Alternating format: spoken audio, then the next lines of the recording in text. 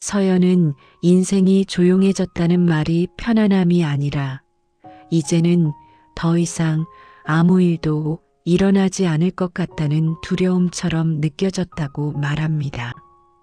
29의 산골로 내려온 뒤 서연의 시간은 어머니의 병과 함께 멈췄고 13해 동안 그녀의 하루는 돌봄이라는 이름으로 반복되고 있었습니다. 어머니는 떠났지만 약통과 지팡이, 반쯤 다른 슬리퍼는 그대로 남아 있어 서연은 여전히 그 집에서 과거와 함께 살고 있었습니다. 먹고 살기 위해 연 작은 국수집은 점심때 잠시 숨을 쉬고 다시 조용해지는 곳이었고 서연은 그 고요 속에서 하루를 마무리하곤 했습니다. 어머니 기일을 앞두고 서연은 첫눈이 내리는 산길을 오르며 발밑에서 나는 눈소리만이 자신이 살아있다는 증거처럼 들렸다고 느꼈습니다. 산소 앞에 선 서연은 잘 지내고 있다는 말 대신 아직도 이곳을 떠나지 못하고 있다는 속마음을 조용히 삼켰습니다. 그때 바람에 섞여 들려온 가느다란 소리는 처음엔 착각처럼 느껴졌지만 곧 분명한 아기 울음이라는 걸 깨닫게 됩니다. 바위 아래 눈에 파묻힌 포대기를 발견한 순간 서연은 생각보다 먼저 몸이 움직였고 이미 아기를 품에 안고 있었습니다. 아기의 파랗게 질린 입술과 차갑게 굳은 손을 느끼며 서연은 처음으로 이 아이가 지금 당장 살아야 한다는 생각밖에 할 수 없었습니다. 포대기 옆에 떨어진 종이에는 이 아이를 살려주세요라는 짧은 문장만 적혀 있었고 그 말은 이상하게도 명령처럼 가슴에 박혔습니다. 신고해야 한다는 생각과 두려움이 스쳤지만 서연은 이미 아기를 안은 채 산길을 내려가고 있었습니다. 집에 도착한 서연은 말없이 불을 지피고 담요로 아기를 감싸며 손으로 체온을 전하는 것 말고는 아무것도 할 수 없었습니다. 아기의 숨이 조금씩 고르게 바뀌는 걸 보며 서연은 그제야 오늘 밤만큼은 혼자가 아니라는 사실을 깨닫습니다.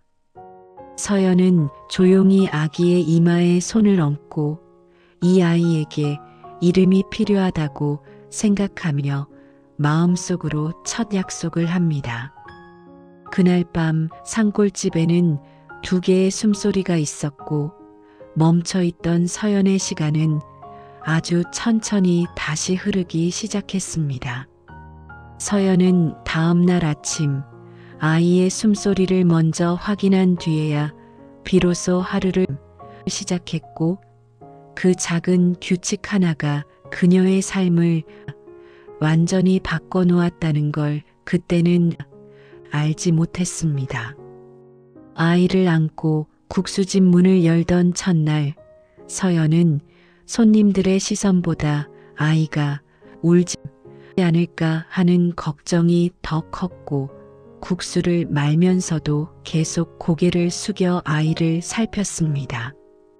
아이를 업은 채 국수를 삶고 계산을 하며 하루를 버텼지만 이상하게도 그날은 유난히 시간이 빠르게 흘러갔습니다.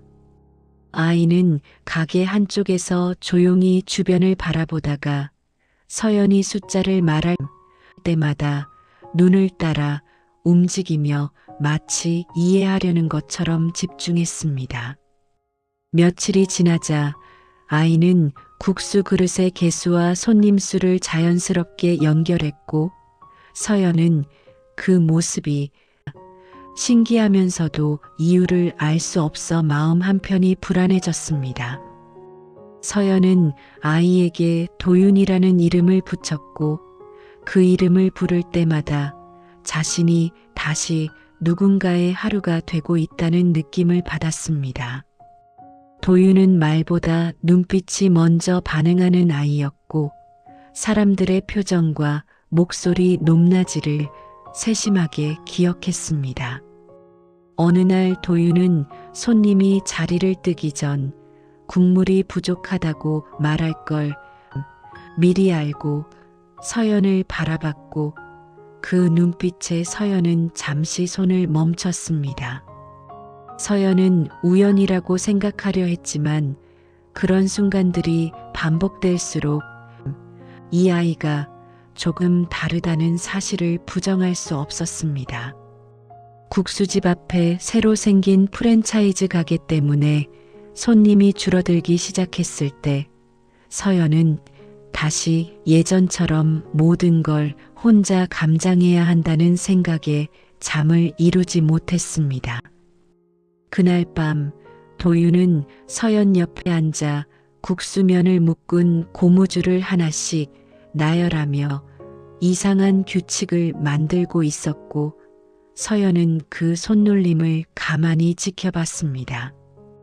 도윤은 고무줄을 3개씩 묶은 뒤 남는 개수를 정확히 말했고 서연은 그제야 이 아이가 단순히 빠른 게 아니라는 걸 깨달았습니다. 다음 날 도윤은 손님이 적은 이유를 묻듯 가게 밖을 오래 바라보다가 사람들이 기다리는 걸 싫어하는 것 같다고 조용히 말했습니다. 서연은 그 말에 웃어넘기려 했지만 마음 한편에서는 아이의 관찰이 어른보다 정확하다는 사실을 인정하고 있었습니다. 도윤의 말 한마디는 서연에게 국수집을 다시 바라보게 만들었고 그녀는 처음으로 실패가 아니라 변화에 대해 생각하게 되었습니다. 서연은 아이를 키운다는 게 단순히 보호하는 일이 아니라 함께 세상을 배우는 일일지도 모른다고 느끼기 시작했습니다. 밤이 되면 서연은 도윤을 재우고 나서야 하루를 돌아봤고 예전보다 훨씬 피곤했지만 이상하게도 마음만은 덜 비어 있었습니다. 도윤은 잠들기 전마다 서연의 손을 꼭 잡았고 그 작은 손의 온기가 서연에게는 하루를 버틸 이유가 되었습니다.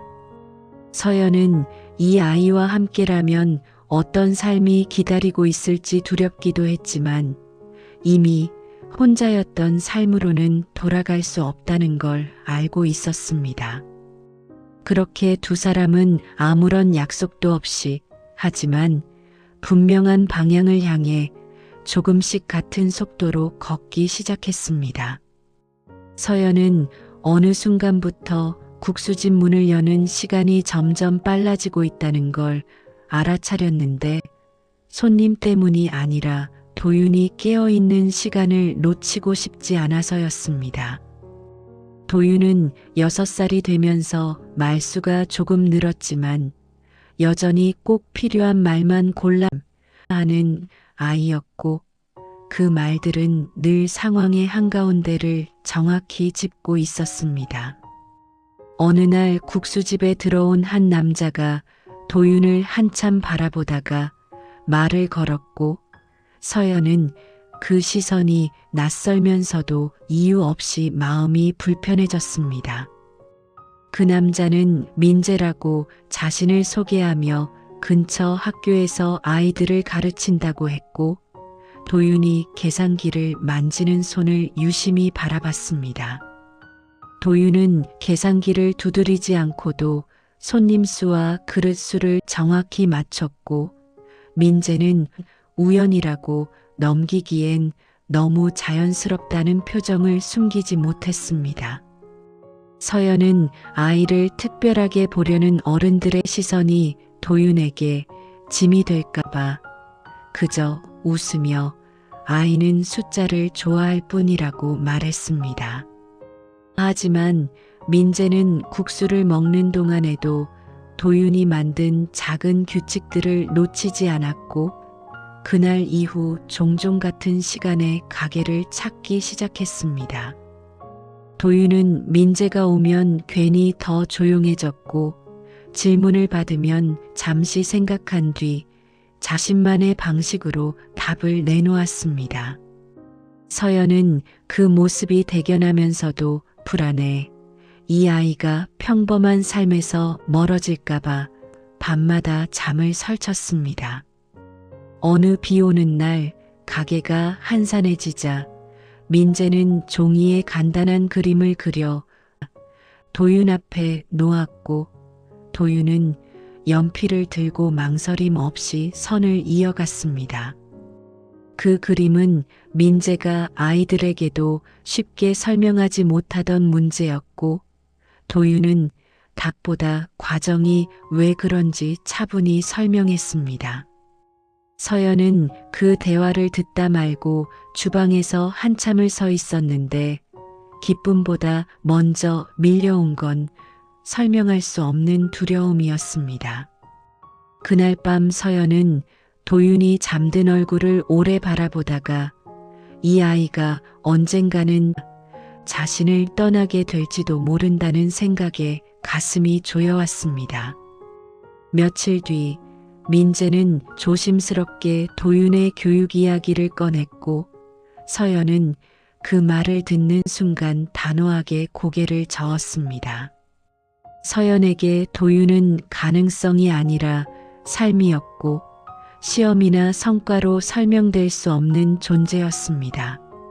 하지만 마음 한편에서는 이 아이의 세계를 자신이 가두고 있는 건 아닐까 하는 질문이 점점 커져갔습니다.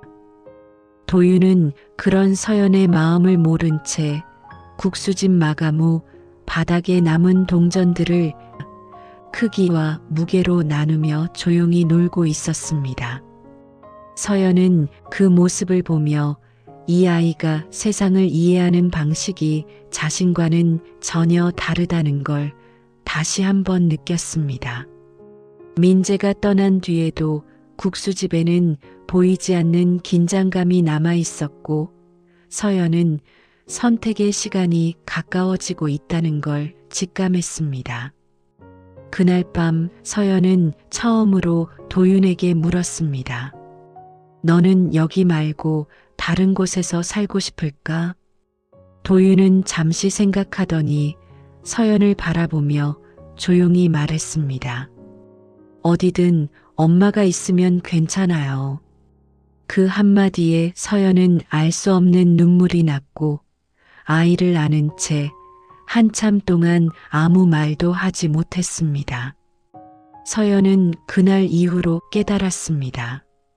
이 아이를 지키는 일은 숨기는 것도 밀어내는 것도 아니라는 걸, 언젠가 선택해야 할 순간이 반드시 온다는 걸 말입니다. 그리고 그 선택은 생각보다 훨씬 가까운 곳에서 서연을 기다리고 있었습니다. 서연은 그날 이후로 국수집 문을 닫는 시간이 조금씩 늦어졌는데 손님 때문이 아니라 도윤과 더 오래 같은 공간에 있고 싶어서였습니다. 도윤은 여전히 국수집 한쪽에 앉아 사람들을 바라보며 조용히 세상을 읽고 있었고 그 시선은 나이와 어울리지 않게 차분했습니다.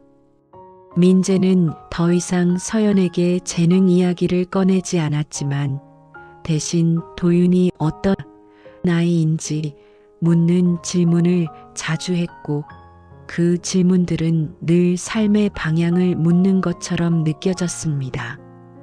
서연은 도윤을 특별한 아이로 설명하지 않으려 애쓰면서도 이미 이 아이가 자신의 손을 떠날 날을 준비하고 있다는 사실을 마음속으로는 알고 있었습니다.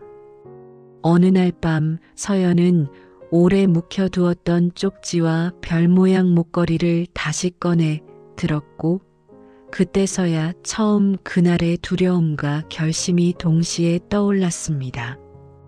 그 아이를 살려달라는 문장은 여전히 짧았지만 이제는 부탁이 아니라 삶 전체를 건 질문처럼 느껴졌습니다.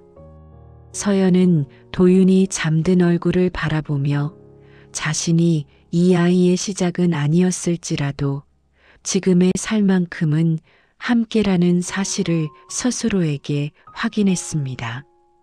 며칠 뒤 민재는 아주 조심스럽게 도윤의 출생 기록과 관련된 이야기를 꺼냈고 서연은 처음으로 그 이야기를 끝까지 들었습니다. 그 과정이 도윤을 데려가는 길이 아니라 더 안전하게 지켜주는 길일 수도 있다는 말에 서연은 쉽게 고개를 들 수 없었습니다. 서연에게 가족이란 선택이 아니라 버텨온 시간이었고 도윤은 그 시간의 끝에서 만난 기적이었기 때문입니다. 그날 밤 서연은 처음으로 어머니의 사진 앞에 앉아 긴 이야기를 했고 말이 끝났을 때 마음속 어딘가가 조금 가벼워졌습니다.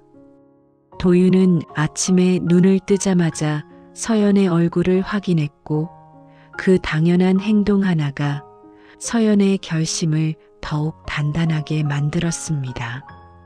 서연은 결국 도윤에게 모든 걸 설명하지는 않았지만 이 아이가 더 넓은 세상을 만날 수 있도록 곁에서 함께 가겠다고 마음속으로 약속했습니다. 국수집은 여전히 크지 않았고 삶이 갑자기 나아진 것도 아니었지만 서연은 이제 멈춰 서 있지 않았습니다. 도윤은 여전히 숫자를 좋아했고 사람들의 마음을 읽었지만 무엇보다 서연의 손을 놓지 않는 아이로 자라고 있었습니다. 산골집의 밤은 여전히 조용했지만 그 고요는 더 이상 두려움이 아니라 쉼에 가까웠습니다.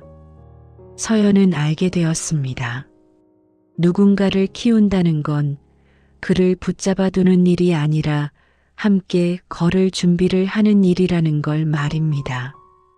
눈이 다시 내리던 어느 밤 서연은 문득 처음 그날을 떠올렸지만 이제는 두려움보다 감사가 먼저 떠올랐습니다. 그날의 선택이 없었다면 지금의 숨소리도 없었을 거라는 사실을 그녀는 아주 조용히 받아들였습니다. 그리고 오늘도 국수집 불을 끄며 서연은 생각합니다. 이 아이와 함께라면 인생은 늦게라도 다시 시작할 수 있다고